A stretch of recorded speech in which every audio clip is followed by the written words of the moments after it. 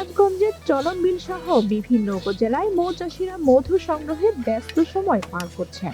সরিষা ক্ষেতে আধুনিক মৌ বক্স স্থাপন করে তারা প্রতিদিন মৌমাছির পরিচর্যা করছেন। এবছর মধুর দামও ভালো পাওয়ার আশা করছেন মৌচাষীরা। চলনবিলের মাঠে এখন সরিষার হলুদ ফুলের সমারোহ। 26,000-এরও বেশি আধুনিক মৌ বক্সে প্রায় 2 শতাধিক মৌচাষী প্রতিদিন শ্রম দিয়ে মধু সংগ্রহ করছেন। প্রতি সপ্তাহে বিশেষ পদ্ধতিতে হাতের স্পর্শ ছাড়াই মধু সংগ্রহ করা হচ্ছে।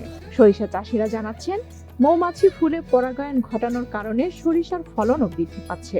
কম খরচে বেশি লাভবান হওয়ায় অনেকেই সরিষা চাষে উৎসাহিত হচ্ছেন। আগে আবাদ করছি, শস্যের আবাদ করছি, আগে ফলন ভালো হয় নাই। আমাদের এলাকা মৌ খামারিরা এসে বিভিন্ন জায়গায় বসায়, মৌ মাছির দ্বারা আমাদের শস্য ভালো হয়, উৎপাদন হয়। মৌমাছির কারণে হয়তো আমাদের আরো 10-20% লাভবান আমাদের আসার সম্ভাবনা দেখতেছি এবং আশা করছি এবং হয়ও। মৌ খামারিরা বলছেন, সরিষার ভালো ফলনের কারণে মধু সংগ্রহ ভালো হচ্ছে। এবছর মধুর দামও ভালো।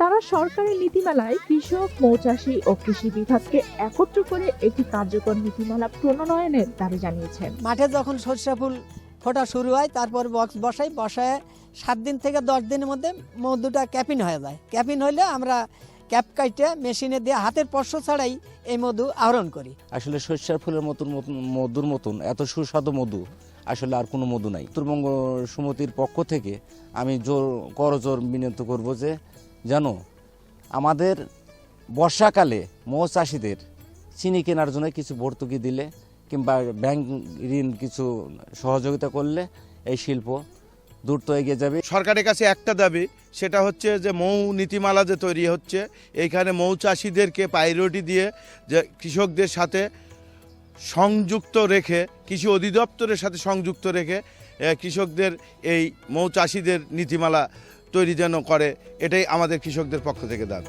বেশি লাভবান হতে সঠিক উপায়ে সরিষা আবাদ সহ বিষাক্ত কীটনাশক ব্যবহার না করার জন্য মাঠ পর্যায়ে মাইকিং ও লিফলেট বিতরণ করা হচ্ছে বলে জানান উপজেলা কৃষি কর্মকর্তা সুবর্ণা ইয়াসমিন সুমি। মাঠ পর্যায়ে যে সকল পরামর্শ সহযোগিতা করা, কৃষকদের অ্যালার্ট করা, এলোপাতারিভাবে কীটনাশক স্প্রে করে মৌমাছিদের যাতে ক্ষতি না হয় সেই বিষয়ে মাইকিং এবং লিফলেট সহ অন্যান্য প্রচারণা কার্যক্রম আমাদের চলমান রয়েছে।